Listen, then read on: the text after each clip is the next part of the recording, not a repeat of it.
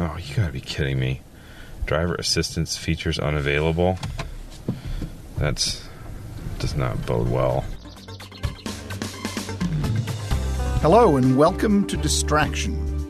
I'm Dr. Ned Hallowell, your host of the show that explores our super busy, also super distracted modern world. Today we're hitting the road to talk about the new technology available in our cars and how it plays a role in distraction.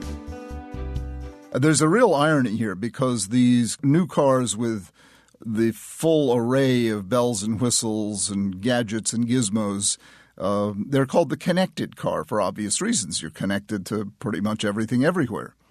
But ironically enough, these new technologies may serve to distract from our real job, and that's to drive the car. The editors of Car and Driver invited us to their headquarters to talk about how distracted drivers have been the inspiration behind changes in the auto industry. Here's Eddie Alterman, editor-in-chief at Car and Driver.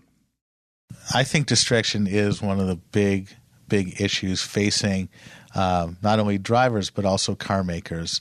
How do they manage that distraction? How do you keep people from looking at their phone every 30 seconds? How do you keep the eyes focused on the road ahead rather than down at your lap at your phone? And a lot of these semi-autonomous features are a way to correct around people's bad behavior. And to me, personally, I think that's kind of the backwards way to go around it, to go about it, I should say. I think the best solution that anybody's come up with is to make the car a phone dead zone. So the cars won't allow the phone to work within them. And you won't be so tempted to look down. Rather than saying, I know you're going to text, why doesn't the car take over from you? I think the smarter way is to say, the car is just not going to allow you to cede responsibility to that level. So we wanted to see for ourselves what actually is going on in these cars. And very kindly, the Mercedes-Benz dealer in North Haven, right near this studio, invited us to come down. And we went down, and they took us into one of the S series, which is the fanciest series. And I sat behind the wheel in a car. The sticker price was $120,000. And for that $120,000, I could move up, down, backwards, forwards. I could access the internet. I could dial up whatever music I wanted to hear. I could get a concierge to make me a dinner reservation in New York or Los Angeles. I could probably book a flight to the moon, all while driving my car. But my question to him was, what's going to keep me from driving into a pole the minute I leave the parking lot? I said to him, if I bought this car, you showed me all these options, I'm going to go speeding out of the parking lot. I'm going to be so excited, there's no way I'm going to keep track of it. And he said, oh, don't worry, there's a lot of safety features. But I wonder, I don't have a safety feature on my brain, and I'm curious and I want to try everything. And I just wonder about trying it when you're driving. Anyway, he's quite confident that the car has enough safety features to protect me from myself. I'm not quite so confident. Here's what happened. So this is $120,000. Yes. Do we want to pull out or do we want to stay right here? We can go. Right. We can go a little bit further if you like. No, this is fine. This is fine. Okay. I just want to make sure that we can. As you can see, we have the top technology in the industry for these cars now. These two 12-inch screens show me everything.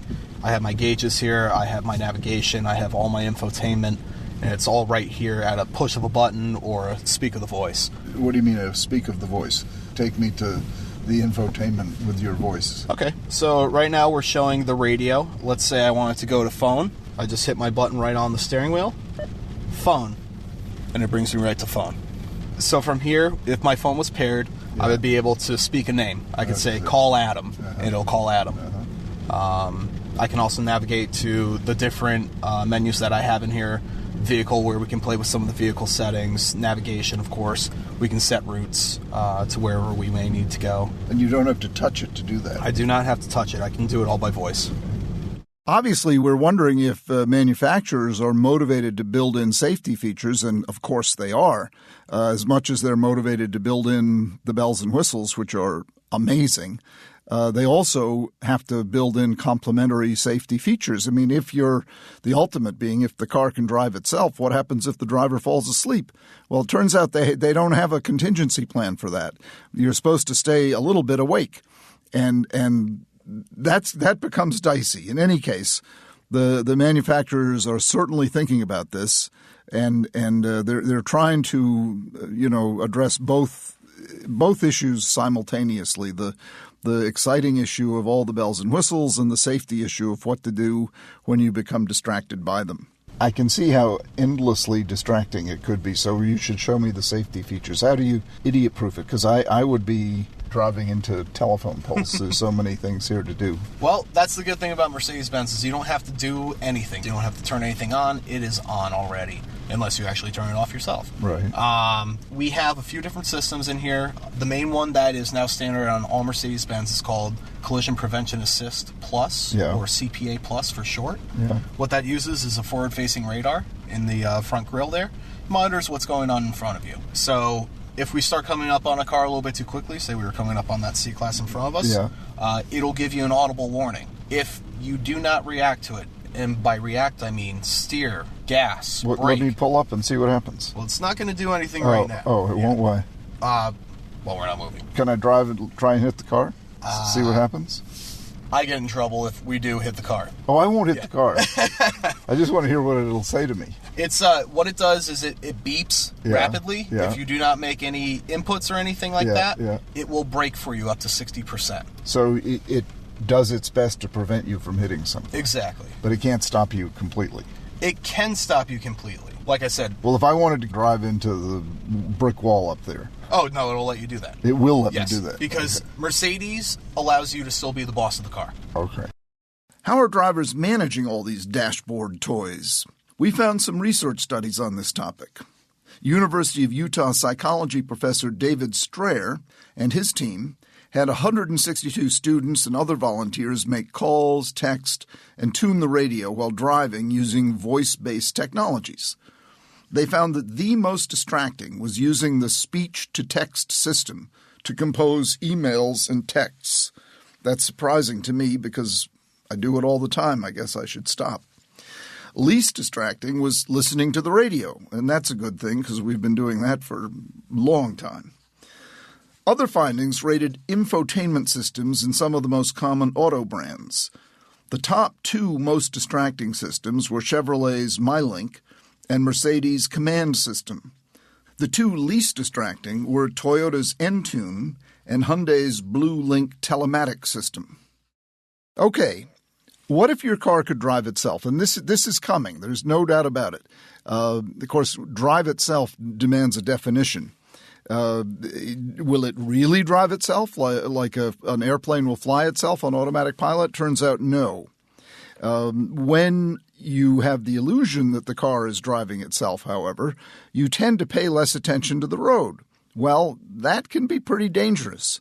In a moment, we'll go on a ride in a self-driving vehicle. And what you hear might make you rethink the plan of opting out for a self-driving vehicle. Because as it turns out, none of them is fully self-driving. We'll be back in a moment. There's a new show called Fast Leader Show, which was created to help people who are wanting to move faster and upward in their career, and who doesn't want to do that. It's hosted by a man by the name of Jim Rembach, and he provides inspirational stories, tips on leadership, on sort of managing career. It's a fun show, but also very informative. It's for employees, leaders, entrepreneurs, anyone who's trying to lead others and, of course, lead themselves. Each show ends with Hump Day Hoedown, where guests provide quick answers to the questions we all like to ask. I love that, Hump Day Hoedown, the end of the show every Wednesday. You can get it on iTunes, Facebook, and Twitter, or go to fastleader.net. Hey Siri, how can I drive from here to my friend John's house? I don't know what you mean by, how can I drive from here to my friend John's house? How can I get from where I am to my friend John's house? Hello there. Look at my contacts for John's address. Do you mean one of these 8? No. Navigate from my current location to 10 Pine Street. Hey. Hey Siri, Okay. show me 10 Pine Street on a map. Checking my sources. My web search turns something up for... One last tidbit for you. The studies also rated mental distraction for different ways of interacting with a car by voice command. The most distracting was using Apple's Siri to navigate, send and receive texts, post on social media, and use the calendar. And that's just all using voice command, not even handling the phone. Siri does learn and get more accurate over time, but it's still distracting. We'll link to all this information on our website. It really is important information, and it's all new. You know, we've never had this to handle before, but the more we engage our brains in tasks other than looking at the road and steering, the more likely we'll have an accident. And that's the bottom line. The point is, when we're driving, we should be driving. Listening to the radio, that's fine. But these other more engaging distractions are, in fact, very dangerous. A little help from Siri or Google Maps is one thing. We've all been accustomed to the equivalent, really, with a backseat driver, or even listening to the radio. But what about heading toward total loss of control? In other words, a completely self-driving car. Imagine that. You just get in it, and it takes you to where you're going, and you don't have to do anything. You could even fall asleep. Well, no one is there yet, but there are several cars that are heading in that direction. Car and Driver tested 4 of them. The Tesla earned the highest marks, but remember, even that car is not anywhere near fully self-driving. We went on a drive-along with the Car and Driver's feature editor, Jeff Sabatini, and let us just tell you, it was not all smooth sailing. Here's Jeff in the Tesla. Cars with advanced sort of self-driving features, like this car, Mercedes has the technology, and there are some others. Come on. No, it's not working. Cruise control's not working. I'm sorry. And it's going to keep beeping at us, which is going to be distracting and make it difficult for me to keep a train of thought to record anything. Let me go stop up here, restart the car, and see if that might fix it. And I'll also look at the front and see if there's some obvious ice buildup. Yeah, it's giving me the error and telling me to contact Tesla service, which if you live in the state of Michigan means that they're going to take your car to Cleveland.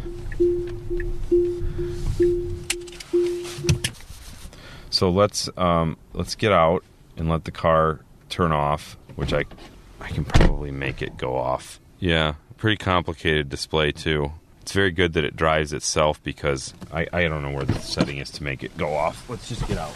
I don't know. I don't see like a ton of salt buildup on the car. Well, this is actually one of the real problems with self-driving vehicle technology, and it's a problem that they've had even in the sort of stuff that they've done for the Department of Defense, is that inclement weather, if the car can't see, it can't make decisions. Let me walk away from it so it locks and shuts down, and then let's get back in the car.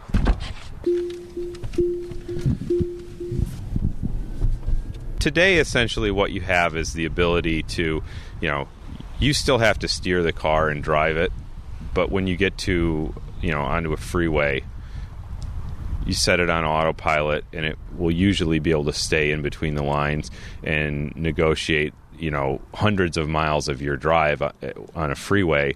It can't do city yet. It can't do complicated maneuvers. That's not part of the programming at all. This is it's an advanced form of cruise control. Cruise control, there's been dynamic cruise control, adaptive cruise control. However, there are different ways that car companies refer to it, but essentially cruise control that mitigates the speed of the car based on the traffic It uses radar to see the cars in front of it and then slows and speeds up accordingly to try to maintain your set speed. And that's been around for well over a decade. The new versions of it add steering to the mix and use usually cameras and radar. The cameras use machine vision is the technical term for it, but to look and see where the stripes on the road are, and also to see the car in front of you and assume that if you're on a freeway that you're following someone, that they're not driving off into the ditch, so that the car will follow the car in front of it as well. Jeff, who's a professional driver, has logged thousands of miles behind the wheel of the Tesla, so he knows this car extremely well.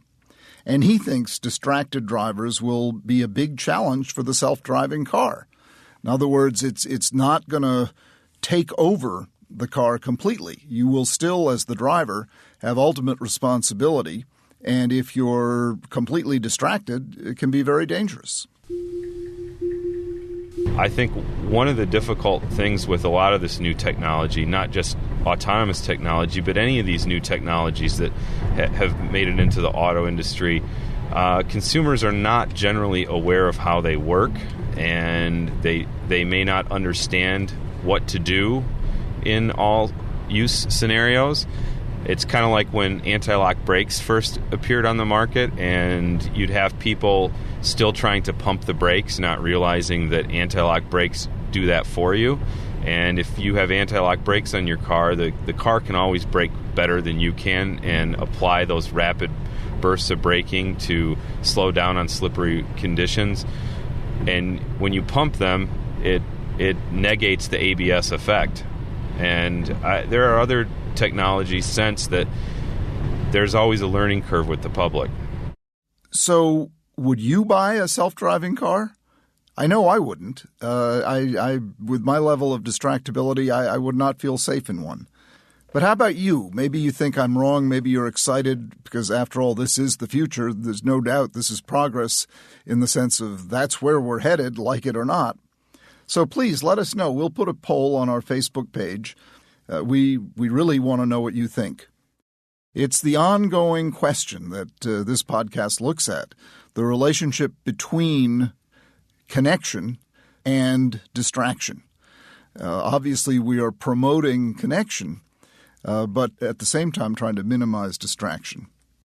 And let me also take this chance to thank Car and Driver for their wonderful help, assistance, expert advice, guidance. And let me urge you to go to their podcast, the Car and Driver Podcast.